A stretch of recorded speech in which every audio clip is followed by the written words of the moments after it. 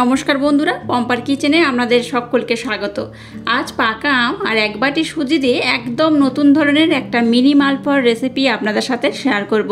মালপোয়া আমরা নানা রকমভাবে বানিয়ে থাকি, তবে আজ যেভাবে আমি মালপোয়াটা বানাবো আমার মতো একবার বানিয়ে দেখবেন।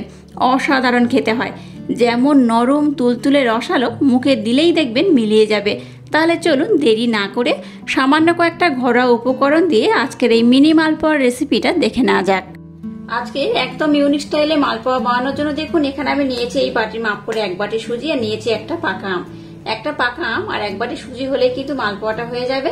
চলুন একদম ইউনিক পদ্ধতিতে আজ মালপোয়া রেসিপিটা শুরু করা যাক। এবার নিয়েছি একটা মিক্সির জার, এর মধ্যে এক বাটি সুজি আমি দিয়ে দেব, হাফ বাটি দিয়ে দেবো ময়দা, আর হাফ বাটি দিয়ে দেবো চিনি। মিল্ক পাউডার মানে গুঁড়ো দুধ দিয়ে দেবো 1 চামচ, সামান্য একটু এলাচ পাউডার দিয়ে দিলাম। এবার এই সমস্ত উপকরণ একসাথে আমি খুব ভালোভাবে ব্লেন্ড করে নেব। এবার ব্লেন্ড করার সমস্ত উপকরণ এর মধ্যে আমি নিয়ে নেব।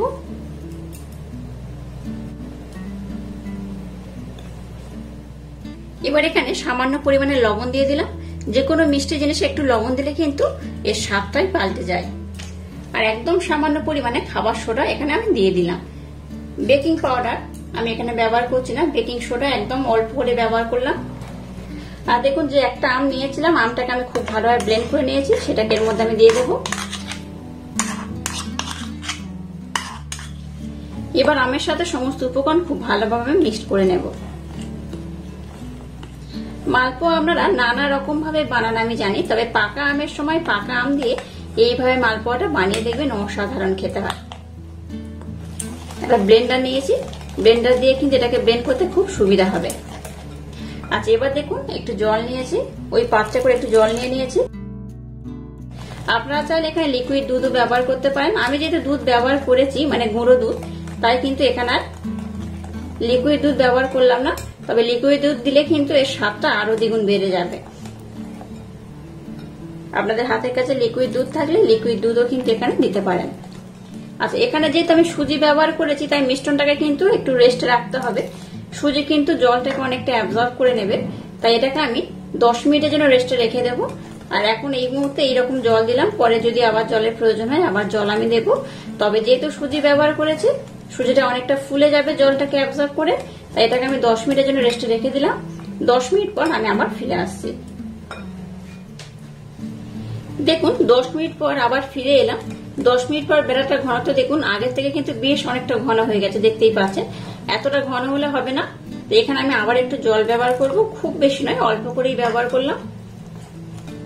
আজকে যেভাবে এই মালপোয়াটা বানাবো আপনারা ভাবতেও পারবেন না যে এইভাবেও এত সুন্দর করে মালপোয়া বানানো যায়। আমার মতো অবশ্যই একবার ট্রাই করবেন, বাচ্চা থেকে বড় সবাই ভীষণ পছন্দ করবে আর খুব মজা করে খাবে। আচ্ছা, ব্যাটার ঘনত্ব কেমন হয়েছে এবার আমি আপনাদের দেখিয়ে দিচ্ছি। এই চামচটার মাধ্যমে আমি আপনাদের দেখে দিচ্ছি এটার ঘনত্ব কেমন হবে। এই দেখুন, খুব ঘন নয় আবার খুব পাতলাও নয়, তুলনামূলক একটু ঘনই হবে। আজকের এই মালপোয়াটা বানানোর জন্য দেখুন বেড়াটা আমার একদম রেডি হয়ে গেছে। এবার দেখুন গ্যাসটা জ্বেলে দিয়ে একটা ফ্রাই প্যান বসিয়ে দিয়েছে, তার মধ্যে তেল দিয়ে দিয়েছি। দেখুন তেলটাকে আমি মিডিয়াম গরম করেছি, খুব বেশি গরম করা যাবে না, একটু মিডিয়াম গরম হবে। এবার দেখুন একটা ছোট চামচ নিয়েছি, এর মাধ্যমে এর মধ্যে আমি দিয়ে দেব। এই দেখুন এইভাবে দিয়ে দেব। আর মালপোয়াটা দেখেই বুঝতে পারছেন আজকের কিন্তু আমি মালপোয়া বানাচ্ছি ঠিকই, তবে কিন্তু এটা মিনি মালপোয়া। আমি মালপোয়াটাকে কিন্তু খুব বড় বানাবো না, এইরকম ছোট ছোট বানাবো। এরকম ছোট ছোট বানালে কি হবে, এটা দেখতে সুন্দর হবে, খেতেও অসাধারণ হবে। আপনারা চাইলে একই ব্যাটার দিয়ে কিন্তু একটু বড় ধরনের মালপোয়া বানাতে পারেন। আমি ছোট চামচের 2 হাতা করে এইভাবে দিয়ে একটু ছোট ছোট মালপোয়া বানিয়ে নেব। আর এটাকে দেখুন আমি কিন্তু ডুবো তেলে ভাজছি না, অল্প তেল দিয়ে ভেজে নিচ্ছি। একটা কড়াতে যতগুলো ধরবে আমি ঠিক ততগুলো দিয়ে ভেজে নেব। এবার উপর দিয়ে একটু এইভাবে তেল দিয়ে দেব। এগুলো কিন্তু অটোমেটিক ফুলেও যাবে, দেখুন কত ফুলে যাচ্ছে দেখতেই পাচ্ছেন। এইভাবে উপর দিয়ে তেল দেবেন, দেখবেন অটোমেটিক এটা কিন্তু ফুলে যাবে। দেখতেই পাচ্ছেন বেশ কতটা ফুলে যাচ্ছে। এই দেখুন সবগুলোই কিন্তু এরকম বলের মতো ফুলেও যাবে, দেখতেও সুন্দর হবে, খেতেও অপূর্ব হবে। এই দেখুন এবার এটাকে উল্টে দেবো। আর এইভাবে কিন্তু এগুলোকে আমি লাল লাল করে ভেজে নেব, খুব বেশি লাল করবো না। আপনারা চাইলে কিন্তু একটু বেশি লাল বা কম লাল করতে পারেন। এই দেখুন কত ফুলে যাচ্ছে, প্রত্যেকটা কিন্তু ফুলে যাবে আর তেলের উপরে এইভাবে ভেসে উঠবে। এই দেখুন এবার উল্টে দিলাম, এইভাবে উল্টে দেবো। দেখুন এগুলোকে আমি খুব সুন্দর লাল লাল করে ভেজে নিয়েছি, আর খুব বেশি লাল করব না। এবার এগুলোকে আমি উঠিয়ে নেব। এইভাবে একটা ছাঁকনির মাধ্যমে আমি দিয়ে দিলাম, তাতে কি হবে এর মধ্যে যে এক্সট্রা তেল থাকবে সেটা কিন্তু ঝরে যাবে। এর মধ্যে দিয়ে দিলাম, দেখুন কত সুন্দর দেখতে হয়েছে। আর এইভাবে একটু চাপ দিয়ে এর মধ্যে যে এক্সট্রা তেল রয়েছে সেটাকে আমি ঝরিয়ে নেব। আর একইভাবে সবগুলোকে আমি ভেজে নেব।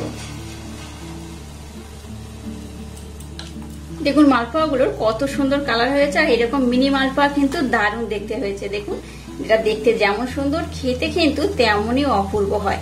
আর একবার এইভাবে যদি মালপোয়া বানিয়ে খান, বাচ্চা থেকে বড় সবাই ভীষণ পছন্দ করবে আর খুব মজা করে খাবে। তো যাই হোক, দেখতেই পাচ্ছেন এগুলোকেও কিন্তু আমি বেশ লাল লাল করে ভেজে নিয়েছি। আর খুব বেশি লাল করব না, এইরকমই থাকবে। সবগুলো দেখুন বেশ লাল হয়েছে। এই দেখুন এবার দেখুন গ্যাসটা জ্বেলে দিয়ে একটা কড়া বসিয়ে দিয়েছি। আর এর মধ্যে এই বাটির মাপ করে আমি হাফ বাটি চিনি দিয়ে দিলাম। আর ওই একই বাটির মাপ করে এখানে আমি 1.5 বাটি জল দিয়ে দেবো।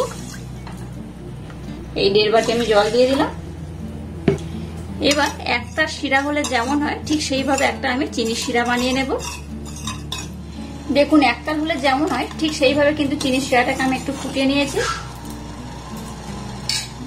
এবার এখানে সামান্য পরিমাণে এলাচ পাউডার দিয়ে দিলাম। এটা দিলে কি হবে, স্মেলটা খুব সুন্দর হবে। আর শিরাটা কেমন হয়েছে আমি আমাদের দেখে দিচ্ছি। এই দেখুন একটা হলে যেমন হয় ঠিক সেই রকম। এই দেখুন একটু চিটচিটে ভাব এলেই হবে। এবার আমি গ্যাসটাকে বন্ধ করে দিলাম। এবার যে মালপোয়াগুলোকে ভেজে আমি উঠিয়ে নিয়েছিলাম সেই মালপোয়াগুলো এই শিরার মধ্যে আমি দিয়ে দেব। শিরার মধ্যে দিয়ে কিন্তু খুব বেশি সময় ধরে রাখবেন না, খুব তাড়াতাড়ি কিন্তু এটা নরম হয়ে যায়। তাই এইভাবে দিয়ে উল্টে পাল্টে একটু এটাকে নাড়াচাড়া করে উঠিয়ে নিতে হবে। এবার এটাকে আমি ঢাকা দিয়ে 10 মিনিটের জন্য রেখে দেব। 5 মিনিট পর এটাকে আমি আরেকবার উল্টে দেব। আর 10 মিনিট পর আমি আপনাদের দেখাবো এটা কত সুন্দর হয়েছে। দেখুন মালপোয়াগুলো চিনির শিরা একদম অ্যাবজর্ব করে নিয়েছে আর কত সুন্দর হয়েছে। দেখুন একদম নরম তুলতুলে। আর এইভাবে বানিয়ে দেখবেন, মুখে দিলেই দেখবেন মিলিয়ে যাবে। অসম্ভব সুন্দর এগুলো দেখতে যেমন, আর খেতে তেমনই দুর্দান্ত, অপূর্ব, অসাধারণ। অবশ্য বাড়িতে একবার ট্রাই করবেন। এবার এটাকে আমি একটা পাত্রের মধ্যে সার্ভ করে নেব। দেখুন কত অপূর্ব, কত অসাধারণ হয়েছে। আর বাড়িতে এইভাবে যদি মিনি মালপোয়া আমার মতো একবার বানিয়ে থাকেন, আমাকে কিন্তু কমেন্ট করতে ভুলবেন না আজকের এই মালপোয়ার রেসিপিটা আপনাদের কেমন লাগলো। আর আজকের এই ইউনিক স্টাইলে মালপোয়ার রেসিপি যদি আপনাদের ভালো লাগে তাহলে চ্যানেলটাকে লাইক, শেয়ার, কমেন্ট এবং সাবস্ক্রাইব করবেন। আর পাশে থাকা বেল আইকনটা প্রেস করে দেবেন। তাহলে টাটা, আবার দেখা হচ্ছে নতুন কোনো রেসিপি নিয়ে।